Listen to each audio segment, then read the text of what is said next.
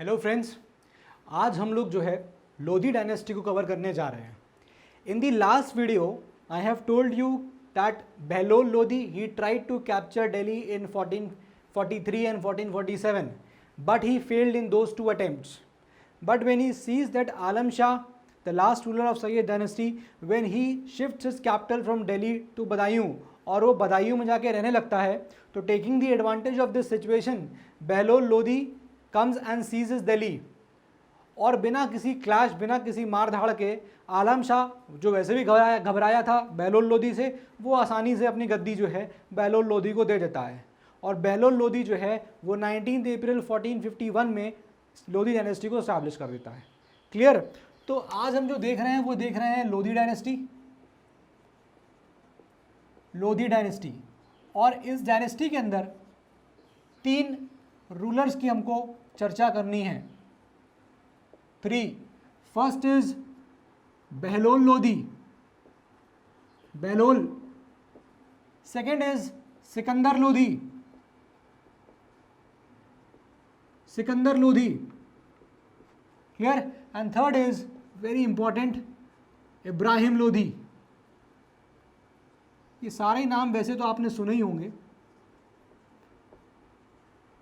तो चलिए अब हम शुरू करते हैं बेहलोल लोधी को लेकर। बेहलोल लोधी की मैंने आपको इनिशियल चीज़ उसको बता दी है। जब आलम शाह सैयद डायनेस्टी का लास्ट रूलर जो है वो था, किस तरीके से बेहलोल लोधी ने कोशिश करी दिल्ली को कब्जा करने की।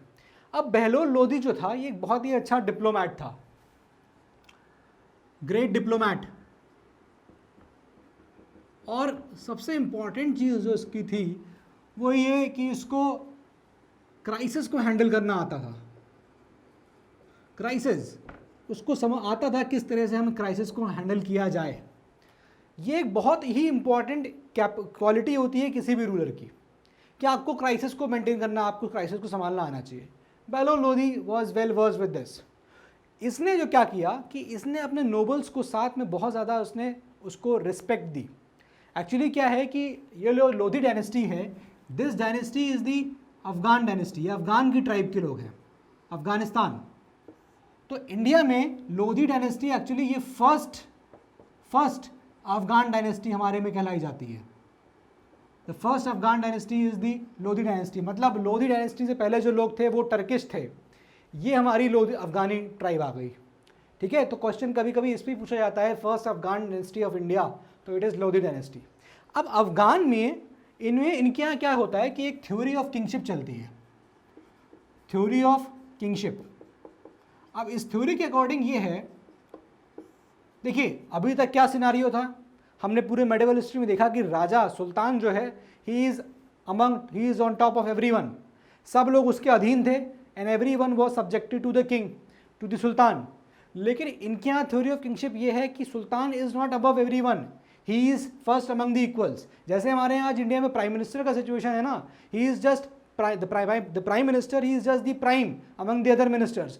उसी तरीके से अफगानिस्तान के अंदर ये थ्योरी थी, अफगानी थ्योरी ये थी कि sultan is nothing but first among the equals.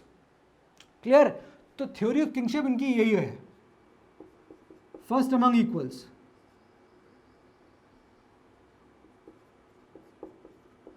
ठीक है? ये हमको इनकी थ्योरी का क्रक्स जो है वो याद रखना है। ऐसा नहीं है कि किंग की पोजीशन कुछ ज़्यादा हाई हो, he is on the same position as that of the other people, simply because वो राजा है तो उसको पहले काउंट किया जाता है, फर्स्टली एड्रेस किया जाता है। That is the theory of kingship. ठीक है? तो बेहलोल लोधी, अब आप समझिए ये भी अपने नोबल्स को इज्जत क्यों दे रहा है, बिकॉज उनका अफगानीज का एक कल्चर था कि नोबल्स को वो लोग अपने साथ मिला के चलते थे। लेकिन नोबल्स की पावर ज़्यादा भी थी। कैसे? कि नोबल्स ही थे जो सुल्तान को उस वक्त इलेक्ट करते थे। अब nobles used to elect the sultan. ठीक है? जैसे अभी तक हो रहा था कि जो हराता था फिर उसका लड़का सक्सेसर ऐसे आता था, लेकिन यहाँ पर क्या हुआ कि नोबल्स जो हैं वो इलेक्ट करते थे। क्लियर? तो बेहलोल लोधी की बात करें अगर हम, तो बेहलोल लोधी एक्चुअली इसके ग्रैंडफादर थे, उनका नाम था मलिक बरहान लोधी, ग्रैंडफादर। इसके grandfather he was the Pashtun and he belong to the, he was the governor of Multan. ठीक है? Grandfather Bahram Malik, actually it was Malik Bahram, sorry, Malik Bahram Lodi. और जब इसकी ग्रैंडफादर की डेथ होती है तो बहलोल लोधी जो है, he becomes the governor of Sindh. After the death of his grandfather, Bahlol Lodi becomes the governor of Sirhind. Very important, ठीक है।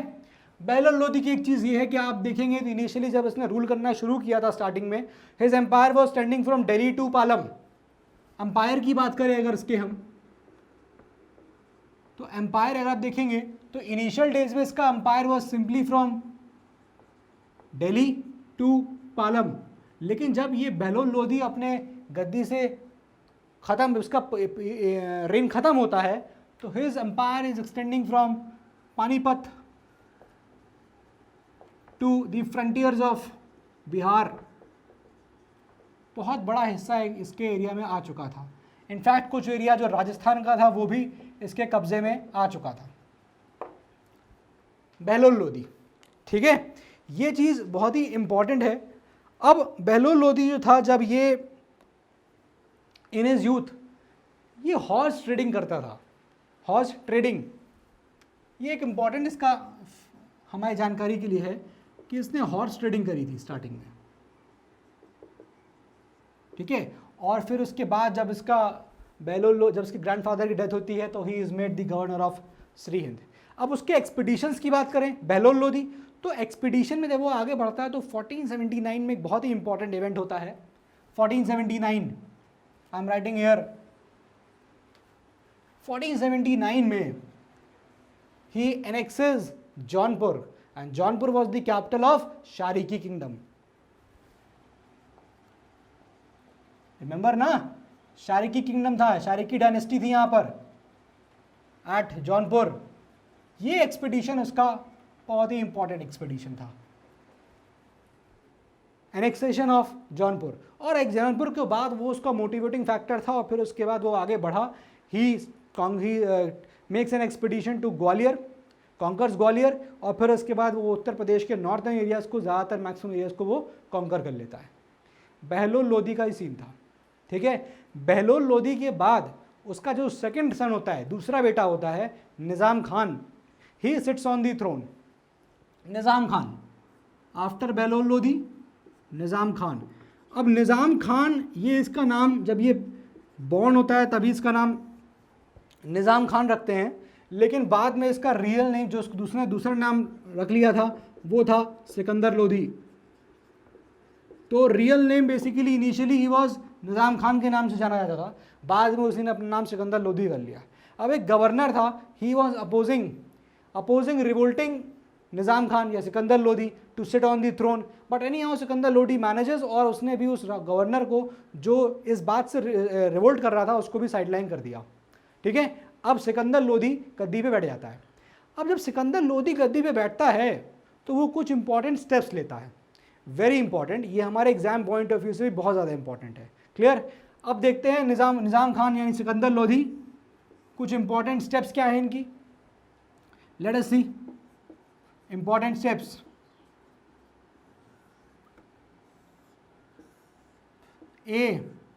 अब जिस तरह से इंडिया में आज हमारा एक बॉडी है CAG, controller and auditor general, उसी तरीके से उसने एक बॉडी उसने क्या किया कि उसने proper auditing and accounting of the income and the expenditure का सिस्टम रख दिया।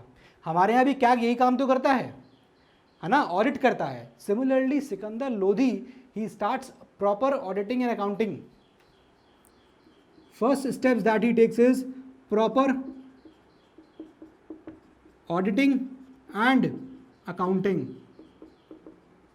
But of what, of income and expenditure. सारा लेखा जोखा, कितना इनकम हो रही है, कितना एक्सपेंडिचर हो रहा है, सबका लेखा जोखा का वो ऑडिटिंग और अकाउंटिंग करने लग गया। यही काम हमारे यहाँ कैग करता है, क्लियर।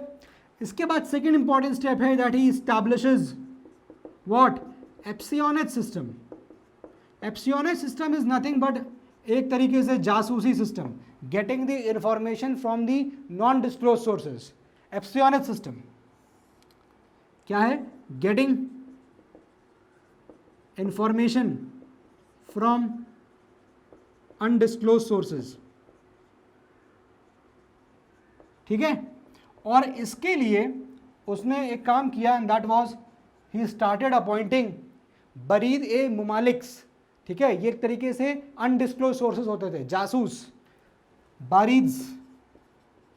बारिद ए मुमालिक, ये उसने जो है इस्टेब्लिश किया। Point B clear? Point C is very important. उसने ड्यूटी, जो ग्रेन्स थे, फूड ग्रेन्स, उस पर जो ड्यूटीज लगती थी, उस ड्यूटीज को एबॉलिश कर दिया। इससे हुआ क्या? फूड प्राइसेस कंट्रोल हो गए, ठीक है। थर्ड, अबॉलिशिंग ड्यूटीज किस पे? फूड ग्रेन्स पे, ठीक है। तो इससे आउटकम क्या बताया मैंने आपको? आउटकम फूड प्राइसेस कम हो गए, food prices lowered. C clear? Now C D. इसके बाद उसने ज़मीन नापने का एक नया तरीका निकाला। अब समझिए आप, सारा इनकम का, एक्सपेंडिचर का लेखा जोखा उसके पास रहने लगा। एक जासूसी करने का डिपार्टमेंट बना दिया कि काम सही हो रहा है कि नहीं हो रहा है, और आउटसाइड इंफॉर्मेशन पाने के लिए उसने डिपार्टमेंट बनाया एंड अपॉइंटेड बरीद ए मुमालिक्स। फिर उसने फूड प्राइसेस को कंट्रोल करने के लिए उसने ड्यूटीज हटा दी, और उसके बाद उसने जो एग्रीकल्चर लैंड थी उसको नापने का एक नया तरीका लाया। जैसे मैंने आपको अलाउद्दीन खिलजी में बताया था, ही स्टार्टेड पैमाइश, लैंड मेजरमेंट।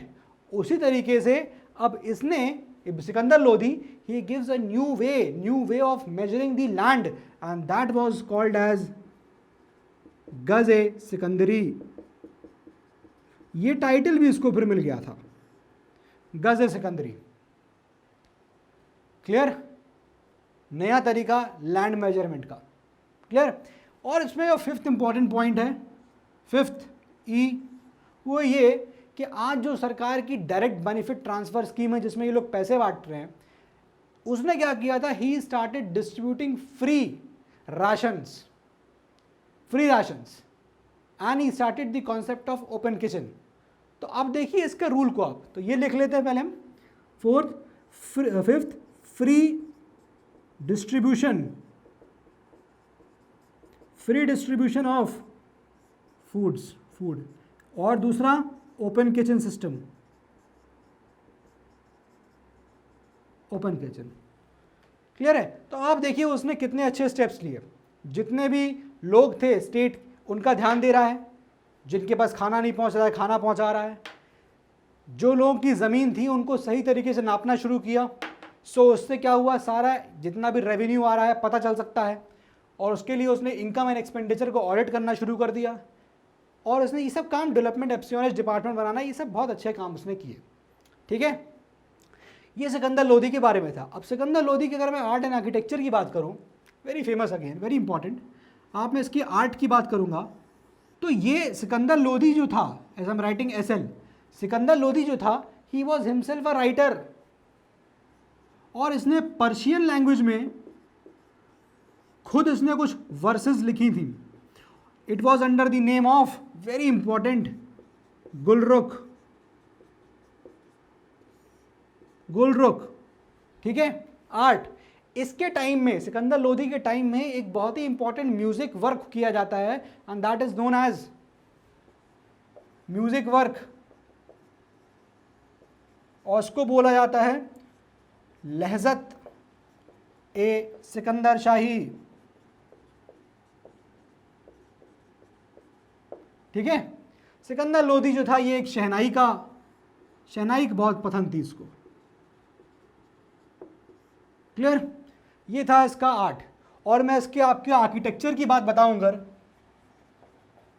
तो इसके लिए एक फेमस चीज़, ये एक चीज़ के लिए बहुत फेमस है आर्किटेक्चर में, and that is he established Agra city in 1504। Very important, ये सवाल तो पता नहीं कितनी बार पूछा गया है कि आगरा को किसने एस्टैब्लिश किया? सिकंदर लोधी, ठीक है। और आगरा को स्टैब्लिश करने के बाद he transfers capital from Delhi to Agra. ठीक है, क्लियर। अब सिकंदर लोधी और बताएं इसके बारे में। तो ये रिलीजियस की तरफ भी, इसने रिलीजन की तरफ भी काफ़ी कुछ किया। लाइक फॉर एग्जांपल इसने ताजियास का जो प्रोसेशन होता है इस्लाम के अंदर, ताजिया, उसको बंद करवा दिया, ताजिया procession banned. Second important thing was कि जो फीमेल क्लास है मुस्लिम्स के अंदर इस्लाम में, उनको सेंट्स, जो बहुत बड़े सेंट्स थे, उनकी कब्रों पे, उनकी मज़ारों पे जाने से रोक लगा दी। He refused the ladies to visit the shrines of famous saints. And third important thing was that इसने कई सारे जो ऐसे कस्टम्स थे जो इस्लाम में he was thinking कि गलत हैं, उसको वो ख़त्म भी, अबॉलिश भी करना चाह रहा था।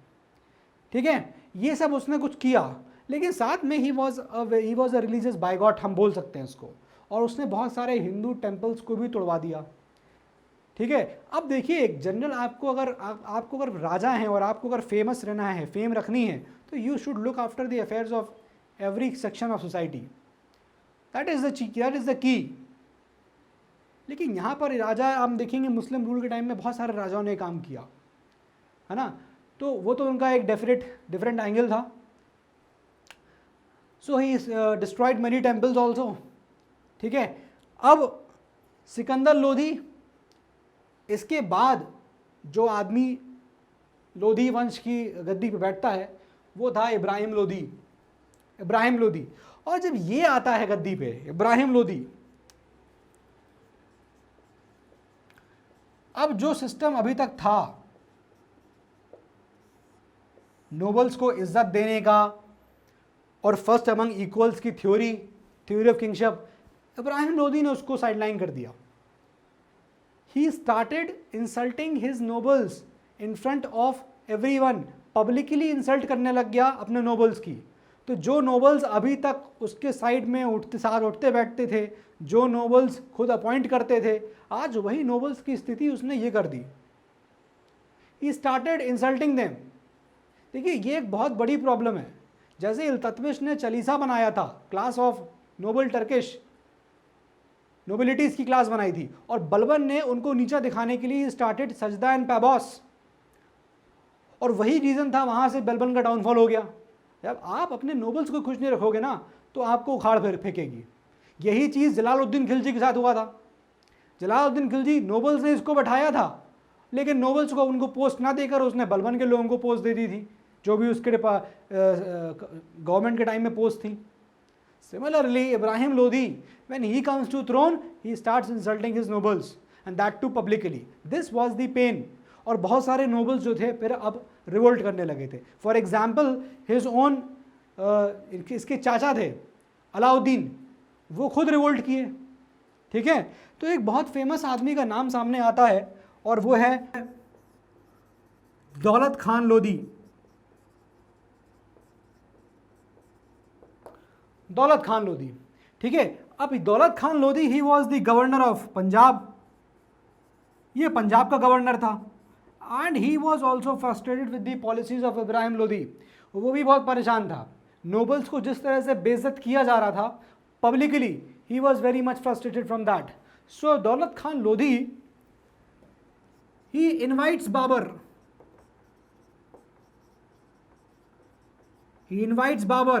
to come and kill Ibrahim Lodi.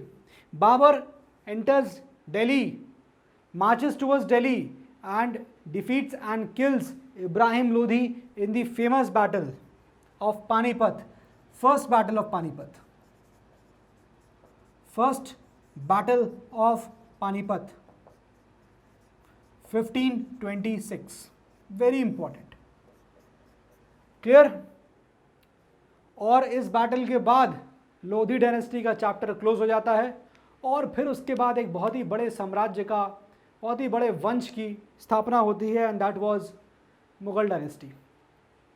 Clear? Daulat Khan Lodi invites Babur, why? Because he was frustrated from the policies of Ibrahim Lodi, और जिस तरीके से वो नोबल्स की पब्लिकली इंसल्ट कर रहा था. Babur comes, he marches against Delhi and defeats and kills Ibrahim Lodi in the first battle of Panipat 1526, और यहाँ से लोधी डायनेस्टी खत्म हो जाती है. ठीक है, अब देखिए कुछ इंपॉर्टेंट लड़ाइयाँ हैं पूरे हिस्ट्री में, मतलब कुछ इंपॉर्टेंट लड़ाइयाँ हैं ऐसी जिनके बाद, या फिर वो लड़ाइयाँ जब भी हमारे वेस्टर्न बॉर्डर्स पे लड़ी गई हैं, वेस्टर्न बॉर्डर्स के आसपास, तो कोई ना कोई तख्ता पलट इंडिया के अंदर हुआ है. क्योंकि देखिए इंडिया की तरफ एक ही एंट्री थी वेस्टर्न बॉर्डर से, तो जब कोई फोर्सेस वहाँ से घुसना चाहती थी तो लड़ाई पहले वेस्टर्न बॉर्डर पे हो जाती थी. तो जैसे ही वहाँ कोई लड़ाई होती थी नीचे अंदर इंडिया में तख्ता पलट होता था. For example I told you 1192 second battle of Tarain, Mohammad Prithviraj Chauhan was defeated, remember. और उसके बाद फिर इंडिया के अंदर मोहम्मद गौरी वो अपना स्थापना कर देता है इस्लामिक रूल की. ठीक है, उसी तरीके से first battle of Panipat, Lodhi dynasty खत्म होती है और मुगल डायनेस्टी आ जाती है इस बैटल के बाद, first battle of Panipat. Similarly second battle of Panipat 1556, देखिए 1526 से लेकर 1526, आई एम राइटिंग इट हियर, 1526 से लेके आप देखेंगे जब मुगल डायनेस्टी स्टार्ट होगी तो ये 1540 तक चलती है. ठीक है, लेकिन इस समय इसके बाद एक बहुत बड़ा गैप होता है बीच में, और फिर उसके बाद ये गैप होता है 1540 से 1556 तक, और इसके बाद फिर से मुगल डायनेस्टी आ जाती है. मतलब मुगल डायनेस्टी यहाँ रूल होती है और फिर मुगल डायनेस्टी इसके बाद रूल करती है. बीच में ये पीरियड में एक बहुत ही बड़ा, फिर से हम देखेंगे एक बहुत ही बड़े डायनेस्टी के बीच में एग्जिस्टेंस आएगी, एंड दैट इज सुर dynasty under Sher Shah Suri. Clear? ठीक है, तो ये आज का जो वीडियो है that was completely devoted to Lodi dynasty, और हमने इनके जो 3 इंपॉर्टेंट रूलर्स, यही रूलर्स हैं बहलोल, सिकंदर एंड इब्राहिम, ये तीनों को हमने देखा. और बहुत इंपॉर्टेंट क्वेश्चन यही होता है कि ये पहली first Afghan dynasty in India, इस तरह से ही पूछा जाता है. तो हमको पता होना चाहिए Lodis they belong to Afghan, और ये बहुत ही ज़्यादा फाइटिंग क्लास था, फाइटर क्लास, तो उनको लड़ना बहुत पसंद था और लड़ते बहुत अच्छा थे ये लोग. ठीक है, थ्योरी ऑफ किंगशिप आपको याद रखनी है. बहलोल लोधी के टाइम में ज़्यादा इंपॉर्टेंट नहीं, the important thing is that he was the founder of the Lodhi dynasty, Bahlol Lodhi. Sikandar Lodhi के टाइम में इंपॉर्टेंट चीज़ें आपको मैंने बताई, ये सब इंपॉर्टेंट स्टेप्स थे. आर्ट एंड आर्किटेक्चर में उसका क्या, आर्ट में और आर्किटेक्चर में establishing the city of Agra, ये बहुत इंपॉर्टेंट था. और फिर उसके बाद आपने देखा कि किस तरह से वो रिलीजियसली उसने किस तरह से इस्लाम में चेंजेस करने की कोशिश करी थी. और फिर उसके बाद कमिंग अप इब्राहिम लोधी, और इब्राहिम लोधी का तो बहुत ही फेमस है फर्स्ट बैटल ऑफ पानीपत. ठीक है, चलिए अब आप इसको नोट कर लीजिए, और फिर हम नेक्स्ट वीडियो से जो है वो मुगल डायनेस्टी को स्टार्ट करेंगे. ठीक है, प्लीज़ नोट.